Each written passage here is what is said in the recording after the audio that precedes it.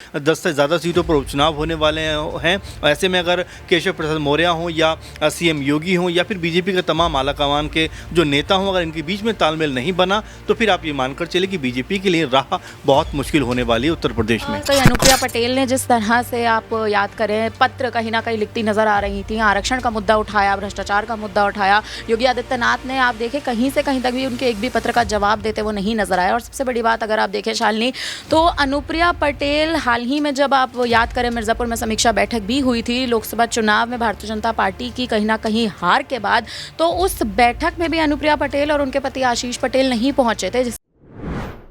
नमस्कार, मैं शालिनी और आप देख रहे हैं हमारा खास प्रोग्राम सियासी पंचनामा। आम चुनावों में उत्तर प्रदेश में भारतीय जनता पार्टी की हार के बाद समाजवादी पार्टी खुशी से गदगद होती नजर आ रही है, लेकिन वहीं अगर भारतीय जनता पार्टी की स्थिति की बात की जाए तो अभी भारतीय जनता पार्टी में उत्तर प्रदेश में अंतर्कलह मचा हुआ है, जिसको लेकर विपक्षी पार्टियां इसका पूरा जो फायदा है वो उठाने की कोशिश में लगी हुई हैं। लेकिन यहीं अगर भारतीय जनता पार्टी को लेकर बात की जाए तो भारतीय जनता पार्टी में अब कई जो नेता हैं वो इसको लेकर चिंता व्यक्त करते नजर आ रहे हैं। जी हाँ, आपको बता दें कि आम चुनावों में जब उत्तर प्रदेश में हार हुई भारतीय जनता पार्टी की तो उसका पूरा ठीकरा सीएम योगी आदित्यनाथ के ऊपर फोड़ा गया, जिसको लेकर डिप्टी सीएम केशव प्रसाद मौर्य अब उनके साथ बागी सुर अपनाते हुए नजर आ रहे हैं। और यहां पर केशव प्रसाद मौर्य सीएम योगी आदित्यनाथ के बीच में शीत युद्ध जो है वो लगातार जारी है और शांत होने का नाम नहीं ले रहा है। ऐसे में क्या ये युद्ध शांत हो पाएगा? क्या भारतीय जनता पार्टी के जो वरिष्ठ कई नेता हैं वो इस मामले को शांत करा भी पाएंगे? क्योंकि ऐसा कहा जा रहा है कि अगर ये अंतर्कलह की स्थिति सही नहीं होती है तो भारतीय जनता पार्टी को न केवल उत्तर प्रदेश में बल्कि जिन भी राज्यों में विधानसभा चुनाव होने हैं सब में नुकसान झेलना पड़ सकता है। न्यूज रूम में मौजूद हैं, आज इसी मुद्दे पर चर्चा करेंगे। मेरे साथ मेरे वरिष्ठ सहयोगी अमन सर मौजूद हैं। सर, क्या लगता है जिस प्रकार से भारतीय जनता पार्टी में यहाँ पर देखा जाए उत्तर प्रदेश में तो सीएम योगी आदित्यनाथ और केशव प्रसाद मौर्य में जो अंतर्कलह की स्थिति है वो बढ़ती ही जा रही है, शांत होने का नाम नहीं ले रही है। ऐसे में क्या जो भारतीय जनता पार्टी के वरिष्ठ नेता हैं वो इस अंतर्कलह को शांत करवा भी पाएंगे या मामला बिगड़ता हुआ नजर आएगा? देखिए, बिल्कुल शालिनी, अगर हम केशव प्रसाद मौर्य की बात करें तो जिस तरह से वो कभी जो है संजय निषाद से मिलते हैं, इसके अलावा ओपी राजभर से मिलते हैं, दिल्ली चले आते हैं, जेपी नड्डा से मुलाकात करते हैं और एक तरीके से ये बयानबाजी करते हुए नजर आते हैं कि भाई संगठन से बड़ा कोई नेता नहीं है, वो चाहे कोई भी हो। यानी कि उनका इनडायरेक्ट वे में कहने का मतलब ये था कि हम योगी जी के नाम पर चुनाव नहीं जीत रहे बल्कि संगठन के नाम पर हम चुनाव जीते हुए नजर आते हैं। तो आप देखिए लगातार दोनों के जो बीच जो कह सकते हैं कि जो बयानबाजी है वो लगातार चलती हुई नजर आती है। इसके अलावा कई मीटिंग होती है जहाँ पर ब्रजेश पाठक और केशव मौर्य जो है वो नजर नहीं आते। तब ये सवाल उठते हुए नजर आते हैं कि क्या वाकई में अब बीजेपी के अंदर अंतर्कलह हद से ज़्यादा बढ़ता हुआ नजर आ रहा है कि आलाकमान भी इसको संभाल नहीं पा रहा। आपने देखा दिल्ली में जब यहाँ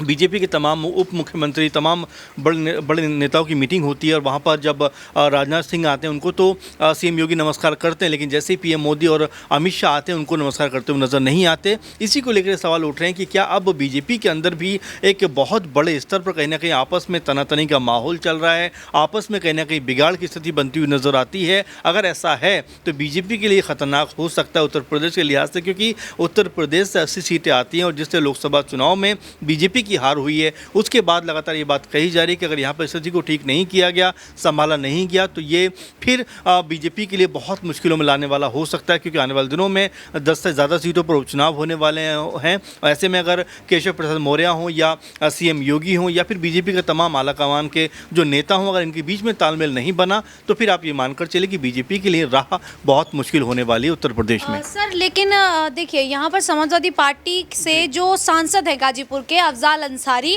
वो बड़ा बयान दे देते हैं जब नतीजा सामने आता है। यहाँ पर वो कहते हैं कि जो पीएम नरेंद्र मोदी हैं उनके जो चेहरे का जादू है वो उत्तर प्रदेश में खत्म हो गया है, लेकिन यहाँ पर भारतीय जनता पार्टी अगर यूपी में 33 सीटें जीती है तो उसके पीछे अगर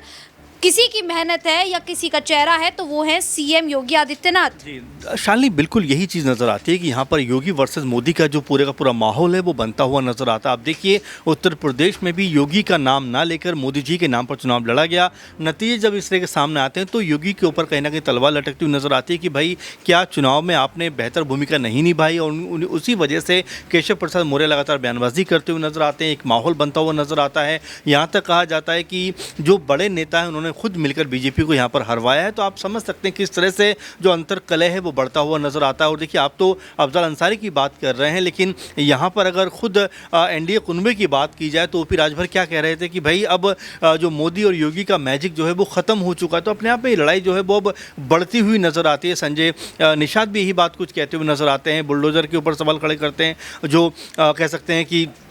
आरएलडी के कह सकते हैं अध्यक्ष हैं जयंत चौधरी, वो भी यही बात कहते हुए नजर आते हैं कि भाई योगी जी ने जो रणनीति बनाई वो कहीं भी बेहतर नहीं है। अब देखिए, नजुल जो संपत्ति विधेयक उसके ऊपर अगर हम बात करें तो ना सिर्फ एनडीए कुनबे के लोग बल्कि खुद बीजेपी के 3-4 जो विधायक हैं उन्होंने सीधे तौर पर इस विधेयक का विरोध किया है। तो आप समझिए कि बीजेपी के अंदर जो अंतर कलह है वो लगातार पनपता हुआ नजर आता है, और ऐसे में सीएम योगी के ऊपर कहीं ना कहीं दबाव बढ़ता हुआ दिखाई पड़ रहा है। बिल्कुल, उत्तर प्रदेश में सीएम योगी आदित्यनाथ पर लगातार उनके ही दल के जो नेता हैं वो उन पर दबाव बना रहे हैं, और ये भी कहा जा रहा है कि सीएम योगी आदित्यनाथ को अपनी गद्दी से इस्तीफा भी देना पड़ सकता है। आपको बता दें कि आम चुनावों के नतीजे सामने जब आए थे तो उसके बाद सबसे पहले अगर किसी ने प्रतिक्रिया दी थी तो वो थी अनुप्रिया पटेल। अनुप्रिया पटेल ने अपनी ही सरकार के खिलाफ मोर्चा खोला था और आरक्षण के मुद्दे को लेकर सीएम योगी आदित्यनाथ को पत्र लिखा था। अब वो पत्र का जब नतीजा था, जो रिजल्ट था, वो सीएम योगी आदित्यनाथ द्वारा उन्हें जवाब दिया गया था। उसके बाद उन्होंने एक बार फिर पत्र लिखा और टोल का मुद्दा उठा दिया। अब जिस प्रकार से अनुप्रिया पटेल लगातार सीएम योगी आदित्यनाथ को लेकर बागी सुर अपना रही हैं अपनी ही सरकार के खिलाफ, यहाँ पर नए नए अलग अलग बयान दे रही हैं कि अनुप्रिया पटेल कोई बड़ा फैसला ले सकती है, कि अनुप्रिया पटेल भारतीय जनता पार्टी का साथ छोड़ती हुई नजर आ सकती हैं। आश्रुति से जानने की कोशिश करेंगे। आश्रुति, क्या लगता है जिस प्रकार से अनुप्रिया पटेल खुद की ही सरकार पर अब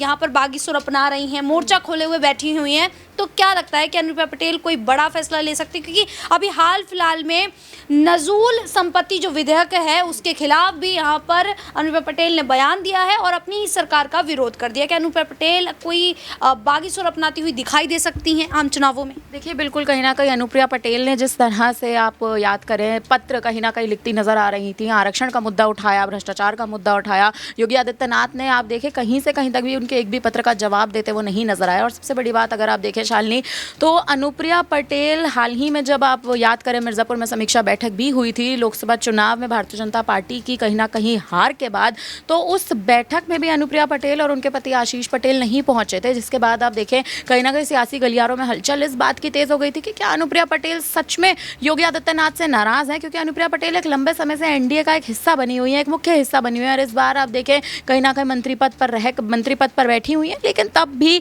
जिस हिसाब से अनुप्रिया पटेल को उनकी जो नाराजगी है वो साफ तौर पर देखने को मिल रही है योगी आदित्यनाथ से, तमाम तरह के मुद्दे वो कहीं ना कहीं उठाती नजर आ रही हैं। ऐसे मुद्दे उठाती नजर आ रही हैं जिन मुद्दों पर आज तक, अभी तक आप देखें, ऐसे मुद्दों पर रोशनी अभी तक किसी भी भारतीय जनता पार्टी के या एनडीए के किसी भी नेता ने नहीं डाली थी। आरक्षण का मुद्दा आप देखें उत्तर प्रदेश में एक अहम मुद्दा बना। अनुप्रिया पटेल ने जब